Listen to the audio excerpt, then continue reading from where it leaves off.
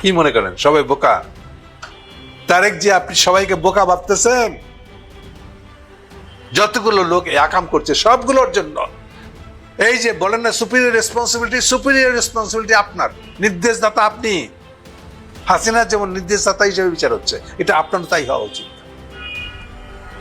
যারা 5 কোটি টাকা চাঁদা চায়, এদের নির্দেশদাতা আপনি। সোহাগকে যখন হত্যা করা হয়, বহু লোক কিন্তু আশেপাশে ছিলেন। এই সন্ত্রাসী চাঁদাবাজরা কতজন ছিল? সবাই খালি পায়ের জুতো খুলে মারলেই তো মাটির সাথে মিশে যেত। জনগণ যদি ঐক্যবদ্ধ প্রতিরোধ করে তুলতে না পারে, আজকে সোহাগকে ধরছে, আগামীকাল আমাকে ধরবে, আগামীকাল আপনাকে ধরবে, আগামীকাল যাকে ইচ্ছে তাকে ধরবে। আমরা বাংলাদেশ জামাত ইসলামী বাংলাদেশকে আমরা এই সন্ত্রাসী চাঁদাবাজদের হাতে আমরা ছেড়ে দিতে পারি না। সন্ত্রাসী চাঁদাবাদীদের কাছে জিম্মি হবে না ইনশাআল্লাহ। এই চাঁদাবাজ এই ঢাকা মহানগরীতে কারা কারা চাঁদাবাদের গডফাদার বাংলাদেশের মানুষ জানে, ঢাকার লোকেরা সবাই জানে। চাঁদাবাজদের হাতে দেশ ছেড়ে দেবেন না জামাতের রফিকুল ইসলাম। আপনি কি মনে করেন? এই কথা দিয়ে জামাত পুরা ঘোষণা করে দিল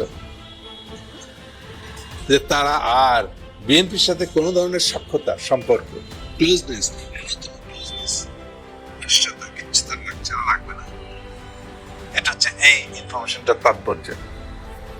রফিকুল ইসলাম খানকে অনেক নিচে কেউ মনে হইতে পারে, আমি মনে করি না অন্তত। কারণ হাসিনার দুর্বৃত্তায়ন, বিশেষ করে 10, 11, 12, 13 এই পুরো 4টা বছর বাকি সব নেতাকে গ্রেপ্তার করে রাখা হয়েছিল। উনি কিন্তু সিম্পলি এখন একটা জয়েন্ট সেক্রেটারি। তার নেতৃত্বেই জামাত ইসলামের প্রতিরোধ যা কিছু হচ্ছে, এটা রফিকুল ইসলাম খান করেছেন। এটা বেশিরভাগ মানুষ জানে না।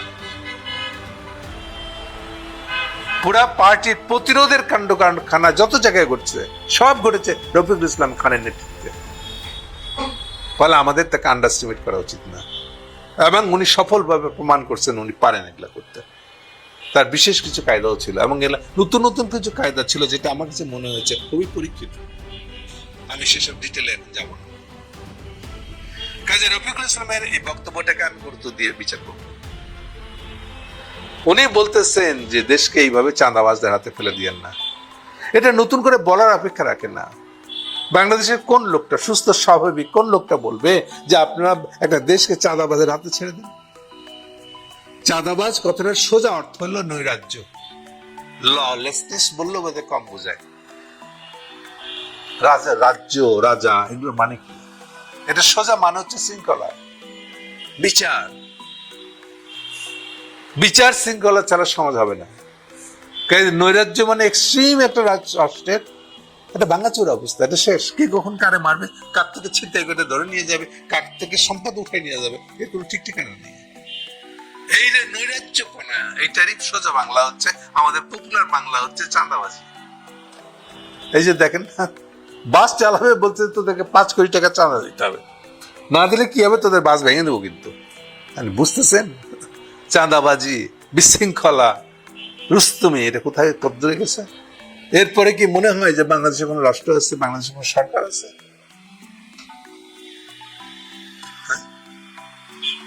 স্ট্রেট তারা বাস আলাদা কাছে চাঁদা যাচ্ছে 1 টাকা 2 টাকা না, 5 কোটি টাকা তাদেরকে চাঁদা দিতে হবে। আর 5 কোটি টাকা চাঁদা চাওয়ার লোক এই তারেক জিয়া অস্বীকার করতেছে এগুলো তার লোকটা। সরকার কেন ওদেরকে ধরে না? মানে আমরা চাঁদাবাজ 5 কোটি টাকা চাঁদাবাজ তৈরি করতে থাকবো, নিয়োগ দিতে থাকবো, আপনারা সব বিভিন্ন সবের কাজ হবে, খাইলে তোকে ধরে নিয়ে আসবেন। খুঁজে পাইলে তো আপনি তারেক জিয়া তো আরো বেশি নিশ্চিত ভাবে জানেন যে এরা 5 কোটি টাকা চাঁদা চাচ্ছে। আপনি জানেন না? আপনার দলের লোক আপনি চিনেন না? আপনারই তো সাক্ষ্য দিয়ে বলা উচিত, আপনারই তো ওদেরকে ধরে নিয়ে গিয়ে পুলিশের হাতে দিয়ে বলা উচিত এই হলো এদের বিরুদ্ধে অভিযোগ। কি মনে করেন সবাই বোকা? তারেক জি, আপনি সবাইকে বোকা ভাবতেছেন? যতগুলো লোক এই আকাম করছে সবগুলোর জন্য। এই যে বলেন না সুপিরিয়র রেসপন্সিবিলিটি আপনার, নির্দেশদাতা আপনি। হাসিনা যেমন নির্দেশদাতা হিসেবে বিচার হচ্ছে, এটা আপনার তাই হওয়া উচিত।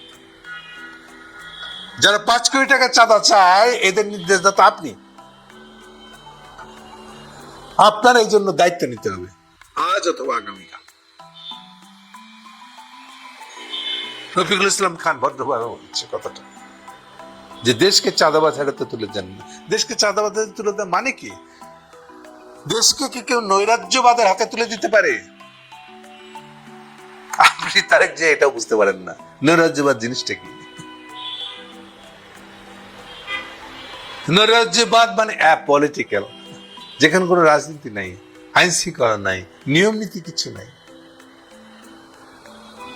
আপনি এখন নিজেকে ঢাকতেছেন, আড়াল করতেছেন, সরকার কেন ওদেরকে গ্রেপ্তার করে না? খুব মজা না? আপনার তো ওদেরকে সাথে ধরে নিয়ে গিয়ে থানায় হাজির হয়ে, থানায় কেন, থানাও যদি না পারেন কোর্টে গিয়ে হাজির হয়ে ওদের নামে মামলা দেওয়া উচিত ছিল। এই যে আমি আসামি ধরে নিয়ে আসছি, এদের নামে আমি মামলা দিতে চাই, এই বলে ম্যাজিস্ট্রেট কোর্টে গিয়ে হাজির হওয়া উচিত ছিল। ওরা যেই কমিটির লোক সেই কমিটির প্রেসিডেন্ট সেক্রেটারির দায়িত্ব ছিল এটা। এখন হাত দিয়ে ফেলতেছেন, এত সহজ? আমি নিশ্চিত করে বলতে পারি এই ঘটনাগুলোর জন্য আপনাকে একদিন আদালতের কাঠগড়ায় দাঁড়াতে হবে। দুনিয়া এত সহজে যাবে না। নৈরাজ্যের পর নৈরাজ্য কায়েম করতে থাকবেন আপনারা, আর সবাইকে দোষারোপ করবেন। সরকারি উল্টা নৈরাজ্য তৈরি করেছে, সরকারি উল্টা আইন শৃঙ্খলা পরিস্থিতি ঠিক রাখতে পারছে না, এটা হলো সরকার দোষ। এইগুলো বকওয়াস আদালতে গিয়ে তুলে ধরেন, দেখেন আদালত কি আর সাজাটা দিয়ে আপনাকে। আমি আপনাকে গ্যারান্টি দিয়ে যাচ্ছি এই অভিযোগে আপনার আদালতে মামলা হবে, আপনি আদালতে ফেস করতে হবে আপনাকে।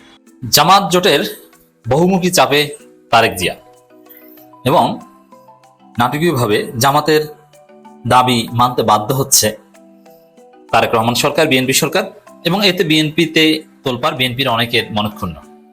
দর্শক দেখেন জামাত কয়ভাবে খেলছে। It's smartness of Jamaat Islami in spite of having some weakness. জাতীয় সংসদে জামাত ভূমিকা পালন করছে এবং করবে, সংসদ শুরু হয়ে গেছে, এটা একটা দিক। আবার জামাত এনসিপি স্পষ্ট করেছে তারা রাজপথে সোচ্চার থাকবে প্রয়োজনে, এটা আর একটা চাপ। এবং মিডিয়া অ্যাক্টিভিস্টরা, আমরা যারা নিরপেক্ষ বা ইন্ডিপেন্ডেন্ট সমালোচক, আমরা তো সমালোচনা করছি, এটা আরেকটা দিক। এবং জামাত জোটের যারা সংসদে নেই তারা তারেক রহমানের সাথে যাদের ব্যক্তিগত সম্পর্ক ভালো বা পার্টি হিসেবে রিলেশন ভালো ছিল, ওই ভালো সম্পর্কের সুযোগে দেখা সাক্ষাৎ করে আনুষ্ঠানিকভাবে চিঠি দিয়েও এক প্রকার চাপ প্রয়োগ করছে। মানে বহুমুখী চাপে রাখার চেষ্টা করছে, এটাই গণতন্ত্র। কারণ চাপে থাকলে সে গণতান্ত্রিক থাকে, আর চাপে না থাকলে সে স্বৈরাচারী হয়ে ওঠে। এবং আমি বিশ্বাস করি এটা শুধু তারেক রহমান, বিএনপি কিংবা হাসিনা না, চাপে না থাকলে জামাতও সেম স্বৈরাচারী হয়ে উঠতো, ফ্যাসিস্ট হয়ে উঠতো, এতে কোনো সন্দেহ নাই। জাস্ট একটু জামাতের এক একজন জেলা আমির, থানা আমিরের যে পাওয়ার, অল্প কিছু টাকা ট্রানজাকশন করার যে পাওয়ার, এতেই এক একজনের মানে ভাব দেখলে টেকা যায় না, মনে করে যে বিশাল কিছু, আসলে তো কিছু না। তো সেখানে রাষ্ট্র ক্ষমতা পেলে যদি চেকস অ্যান্ড ব্যালেন্স না থাকে, সমালোচনা না থাকে, চাপ না থাকে, তাহলে তারাও ফেসিস্ট হয়ে উঠতো। এটা হিউম্যান নেচার। এই জন্যই গণতন্ত্র। গণতন্ত্রের বিরোধী দল রাখা হয় এই জন্য যে আপনি ফেরেশতাকে ক্ষমতা দিলেও সে এক পর্যায়ে ফেসিস্ট হয়ে উঠতে চাইবে, এই জন্য বিরোধী দল তার লেজ টেনে ধরবে। এই পার্লামেন্টারি ডেমোক্রেসি, ওয়েস্টমিনস্টার সিস্টেম ডেমোক্রেসির থিওরি, আপনি যদি ডেমোক্রেসি স্টাডি করেন, কেন বিরোধী দল লাগবে, কেন শ্যাডো ক্যাবিনেট লাগবে, এরকম হওয়া তো কথা। এটা যে নির্বাচন হবে, একটা ফার্স্ট একটা সেকেন্ড, যে ফার্স্ট হবে সে দেশ চালাবে, যে সেকেন্ড হবে সে বাদ, খেলার হিসাব তো এটা। কিন্তু যে সেকেন্ড হবে সেও থাকবে, এটা কোনো কথা, সেও সরকার বা রাষ্ট্রের পার্ট। গণতন্ত্র কিন্তু এটা করা হচ্ছে কেন, ওই লেজ টেনে ধরার জন্য, যাতে ফেসিস্ট হয়ে উঠতে না পারে, সেটা জারি হয়ে উঠতে না পারে। তো এই জন্য তারেক রহমান চাপে থাকবেন, ইটস গুড, এটা নেগেটিভ না। তবে জামাত কতটুকু চাপে রাখতে পারছে, এটা হচ্ছে তাদের দায়িত্বে কতটুকু তারা সফল, তার মানদণ্ড। হ্যাঁ, পারছে। এরকম সংসদের বাইরে এগুলো তো দেখছেন। তার মধ্যে আরেকটা দিক হচ্ছে এবি পার্টি সংসদে যেতে পারেনি। আবার এবি পার্টির সাথে তারেক রহমানের অত্যন্ত চমৎকার সম্পর্ক। মুজিবুর রহমান মঞ্জুকে তারেক রহমান অত্যন্ত স্নেহ করেন, শ্রদ্ধাও করেন, অত্যন্ত গুরুত্ব দেন, এবং ব্যক্তিগতভাবে তারেক রহমান এবং মুজিবুর রহমান মঞ্জুর সাথে চমৎকার সম্পর্ক। বিএনপি এক্সপেক্ট করেছিল যে এবি পার্টি জামাতের তাদের সাথে জোটে থাকবে, কিন্তু এবি পার্টি জোটে থাকলে হয়তো একটা সিট দিত বিএনপি, কিন্তু জামাতের সাথে থেকে এবি পার্টি তার ফিউচার রাজনীতি করতে চাচ্ছে। তারা হ্যাঁ, এখানে বিএনপির সাথে যারা জোটে আছে, বিএনপি একাই ক্ষমতায় আসতো এরকম একটা ভাব। এই জন্য বিএনপির সাথে যারা জোটে আছে তাদের রাজনীতি কিন্তু আসলে শেষ, তারা বনশে হয়ে গেছে। ওই মন্ত্রী হয়েছে ঠিকই, কিন্তু নিজের দল কিন্তু নেই। ভিপি নুরের দল নাই, রাশেদ নাই, কি আছে? কিচ্ছু না, এগুলো কিছু না। ভিপি নুরের দল জাস্ট ভিপি নুর ব্যক্তি, এখানে দলের কোনো অবস্থানই নেই, শেষ। এবং আরো অনেক দল তো নিজেরাই বিলুপ্ত করে দিয়েছে, ববি হাজ্জাজ, অমুক তমুক, এদের কোনো দল নাই। তার মানে আসলে কিন্তু এখানে গণতন্ত্র কার্যত ধ্বংস হয়েছে, লস হয়েছে। এখন ওই ববি হাজ্জাজদের মতো অথবা ভিপি নুরের মতো একটা মন্ত্রী, একজন এমপি কিন্তু হয়তো বা এবি পার্টি পেত বিএনপির সাথে গেলে, কিন্তু পার্টি হিসেবে এদের রাজনীতি দাঁড়াতো না। এখন এবি পার্টির ফিউচার আছে, তারা চিন্তা করছে তারা দেশ গঠনে গুরুত্বপূর্ণ ভূমিকা পালন করবে, এই জন্য তারা বিএনপির সাথে যায়। তারা জানতো হয়তো বা জামাতের সাথে গেলে এমপি হতে পারবে না এবং বিএনপি ক্ষমতা আসবে, এটা বিশ্বাস এবি পার্টির ছিল। তারপরও তারা জামাতের সাথে থেকেছে, জামাতের কাছে গিয়েছে। কিন্তু বিএনপির সাথে কিন্তু সম্পর্ক ভালো, তারেক রহমান পছন্দ করেন। তো এই জায়গা থেকে যখন তখন তারেক রহমানের সাথে সাক্ষাৎ করতে পারেন। এবি পার্টি যেহেতু সংসদে নেই এবং এবি পার্টির রাজনীতি মোস্টলি পলিসি ভিত্তিক, রাজপথে শক্তি দেখানোর সক্ষমতাও তাদের কম, এজন্য তারা কাগজে কলমে খেলছে এবং ব্যক্তিগত সম্পর্কের জায়গা থেকে তারেক রহমানকে চাপে রাখার চেষ্টা করছে। এবং AB party is still part of Jamaat জোট এবং 11 দলীয় জোট ইজ স্টিল এক্সিস্টেড এবং এটা কন্টিনিউ করতে এবি পার্টিও একমত। এখানে মাননীয় প্রধানমন্ত্রী তারেক রহমানের সঙ্গে বৈঠকের মাধ্যমে লিখিতভাবে 4 দফা সুপারিশ দিয়েছে। এই সুপারিশ মালা গুলো কিন্তু খুব ইম্পর্টেন্ট। দেখেন, প্রধানমন্ত্রী ও বিএনপি চেয়ারপারসন তারেক রহমানের সঙ্গে সাক্ষাৎ করেছে এবি পার্টির একটি প্রতিনিধি দল, মুজিবুর রহমান মঞ্জুর নেতৃত্বে। প্রধানমন্ত্রী সংসদ ভবনের কার্যালয়ে সাক্ষাৎ করতে যান তারা। সাক্ষাতে দীর্ঘদিনের রাজনৈতিক বঞ্চনা, স্বৈরশাসন ও আগস্ট বিপ্লব পরবর্তী অন্তর্বর্তী সরকারের মেয়াদ ও শেষে জাতীয় নির্বাচনের মাধ্যমে দেশে দায়িত্ব গ্রহণ করায় প্রধানমন্ত্রীকে অভিনন্দন জানান। তো এই যে বিরোধী দলের জোট সঙ্গীরা এসে অভিনন্দন জানান, এটি তো নতুন বাংলাদেশের একটা সুন্দর culture. AB party is part of this culture. এই সময় এবি পার্টি চেয়ারম্যান দলের পক্ষ থেকে এবং ফেনীতে তার নির্বাচনী এলাকার পক্ষে প্রধানমন্ত্রীকে 2টি পৃথক চিঠি হস্তান্তর করেন। দেখেন, মানে পরাজিত প্রার্থীরা তার এলাকার জন্য কাজ করতে সরকারের কাছে যান, এমনকি প্রধানমন্ত্রীর কাছে যান। এটাও কিন্তু নতুন বাংলাদেশে একটা সাইন। পরাজিত প্রার্থী চুপ করে বসে থাকেন যে কিসের কাজ, এই সরকার কিছু জানে না পারে, মানুষ গালাগালি করে যেন এই সরকারকে নামিয়ে দেয়, কিন্তু না, সরকারের মাধ্যমে কাজ করাতে তারা দৌড়ঝাঁপ করছে। এতে তো দিন শেষে ক্রেডিটটা সরকার পাবে, তারপরও মানুষ ভালো থাকুক এটা চায়। এটা নতুন বাংলাদেশ। প্রধানমন্ত্রী প্রতিনিধি দলের বক্তব্য শোনেন, তিনি এবি পার্টিকে ধন্যবাদ জানিয়ে দেশ ও জনগণের কল্যাণ ইতিবাচক রাজনীতির উপর গুরুত্ব আরোপ করেন। বৈঠক নেতৃবৃন্দ জুলাই আগস্টের উত্তাল সময় স্মৃতিচারণ করেন। কত সুন্দর দৃশ্য দেখেন। কিন্তু এর মধ্যে আরো ঘটনা আছে। এই যে দাবি দয়া, এর মধ্যে একটা মজার বিষয় আছে। এবি পার্টির প্রতিনিধি দলে তাদের senior vice chairman major officer Abdul Wahab Minar ছিলেন, সাধারণ সম্পাদক বেশি আসাদুজ্জামান পদ এবং দপ্তর সম্পাদক ডক্টর আব্দুল্লাহ আল মামুন রানা ছিলেন। যে দাবিগুলো তাদের, 1 জুলাই সনদ বাস্তবায়ন ও সংবিধান সংস্কার পরিষদ নিয়ে শুরুতে যে বিতর্ক জটিলতা সৃষ্টি হয়েছে তা আইনি ও সাংবিধানিক বিরোধ এড়িয়ে সমঝোতামূলক ও গ্রহণযোগ্য উপায় সমাধান করা। এই জায়গায় তো বিএনপি ভেজাল করছে। তো এই জায়গায় এই ব্যক্তিগত সম্পর্কের জায়গা থেকে এবি পার্টি লিখিতভাবে তারেক রহমানকে চাপ দিচ্ছে যে এটা সমাধান করে ফেলেন। তো এটা ডেফিনেটলি তারেক রহমানকে কিছুটা তার উপর চাপ বৃদ্ধি করছে। এবং যুক্তরাষ্ট্র ইরান যুদ্ধ নিয়ে কথা বলেছেন, এটা আমাদের টপিক না। দেশের আইন শৃঙ্খলার এটা খুব ইম্পর্টেন্ট। দেশের আইন শৃঙ্খলার উপর আস্থা ফিরিয়ে আনতে এবং দুর্নীতি, চাঁদাবাজি, সন্ত্রাস ও সামাজিক অবক্ষয় রোধে সুবিধাজনক সময় একটি যৌথ অভিযান পরিচালনার মাধ্যমে নতুন সরকারের পক্ষ থেকে কঠোর অবস্থান সুস্পষ্ট বার্তা দেয়। এই যে যৌথ অভিযান, যেটা নাম এবি পার্টি উচ্চারণ করেনি, কিন্তু বিএনপি নিজেরা নাম দিয়েছে অপারেশন ক্লিন হার্ট। এর মানে সহজ ভাষায় বললে যে বিএনপি কে এবি পার্টি চাপ দিচ্ছে যে আপনারা দ্রুত একটা অপারেশন ক্লিন হার্ট চালান। ওদিকে বন ও পরিবেশ মন্ত্রী আব্দুল ওয়াল মিন্টু এবং স্বরাষ্ট্রমন্ত্রী ইঙ্গিত দিয়েছেন যে ঈদের পরেই অভিযান চালানো হবে। এখন এই অভিযানে ছাত্রদল যুবদল নাখোশ যে না না, এটা জামাত শিবিরের কথায় বিএনপি অভিযান চালাতে যাচ্ছে, আবার ছাত্রদল বিএনপির লোকজনকে ক্রসফায়ার দিয়ে হত্যা করা হবে, আমরা এটা মানতে চাই না। এই যে এবি পার্টি লিখিত দাবি জানাচ্ছে, এই দাবি তো ঈদের পরে বাস্তবায়ন করবে। এতেই বিএনপি ভয় পায় যে এবি পার্টিকে তো বিএনপি অনেকে জামাত বলে। এখন তারা লিখিতভাবে তারেক রহমানের কাছে প্রস্তাব নিয়ে যায় এবং সেই প্রস্তাব বিএনপি সরকার মানে। মজা না? হ্যাঁ, এটা নতুন বাংলাদেশের একটা চমৎকার বৈশিষ্ট্য। আসসালামু আলাইকুম। একটা কবিতা পড়বো, একটু ধৈর্য সহকারে শুনতে হবে। কিন্তু এই কবিতার মধ্যে অনেক কষ্ট লুকায় আছে, অনেক ব্যথা লুকায় আছে একজন মানুষের।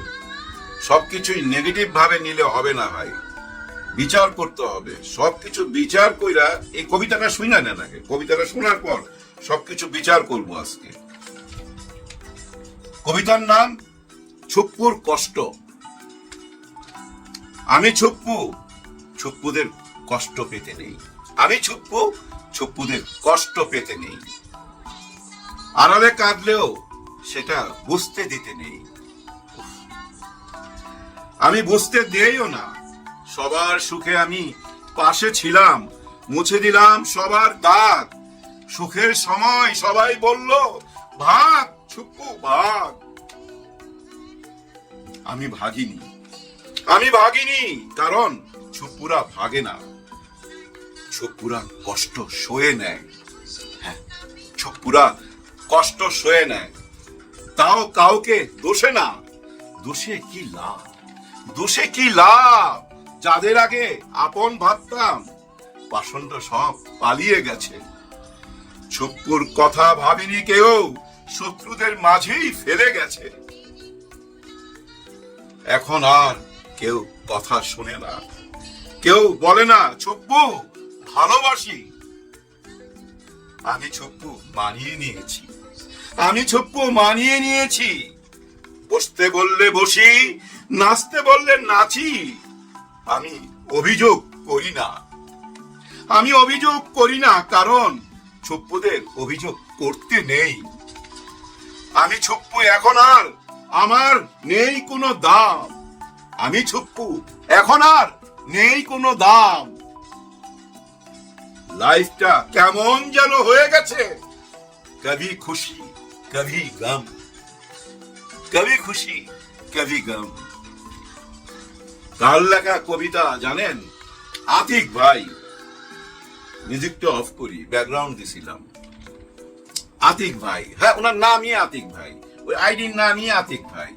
আমি ওইখানেই পাইলাম কবিতাটা, উনি আমার চেয়েও সুন্দর কইরা বলছে, কিন্তু ওইটা দেখাইতে গেলে বা শোনাইতে গেলে আবার কপিরাইট দিবে, যার জন্য আমি কাগজে কলমে লেখা আপনাদের শোনাইলাম।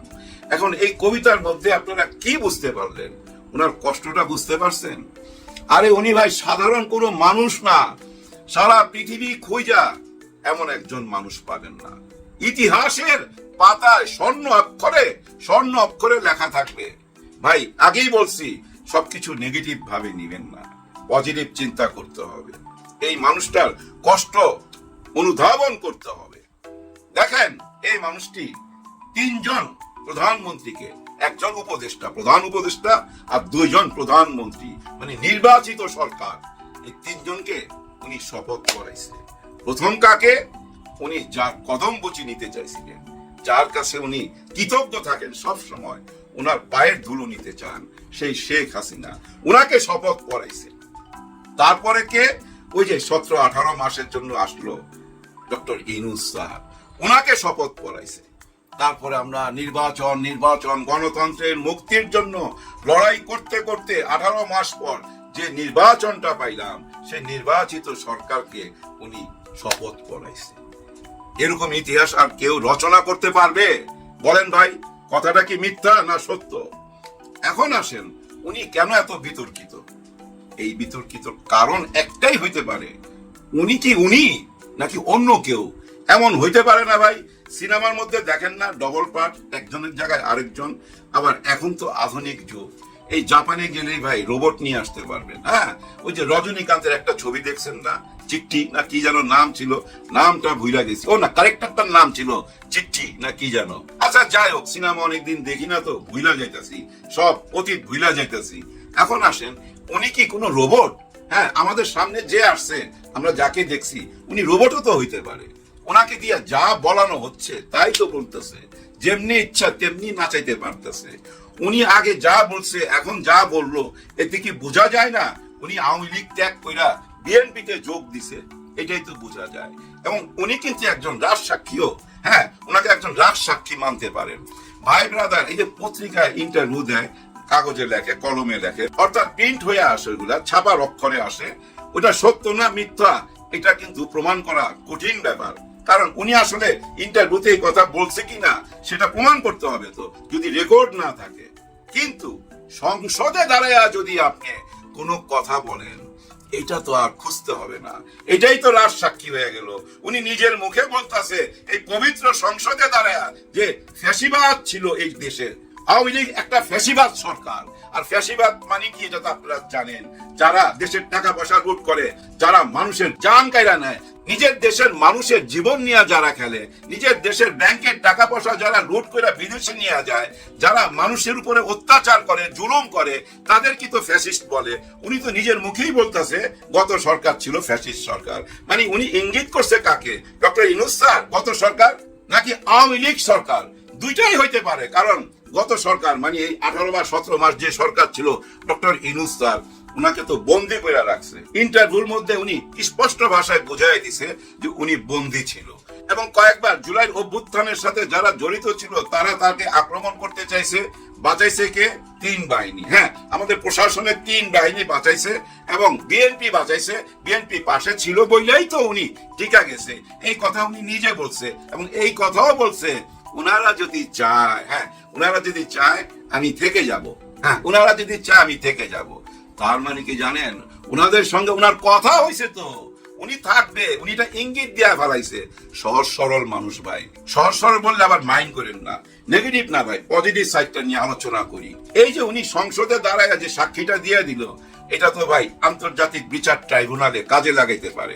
সংসদে, পবিত্র সংসদে দাঁড়ায় ফ্যাসিস্ট বলছে, অর্থাৎ আওয়ামী লীগকে যে নিষিদ্ধ করা হয়েছে, কার্যক্রম যে নিষিদ্ধ করা হয়েছে, ওইটার পক্ষেই তো উনি কথা বললো, তাই না?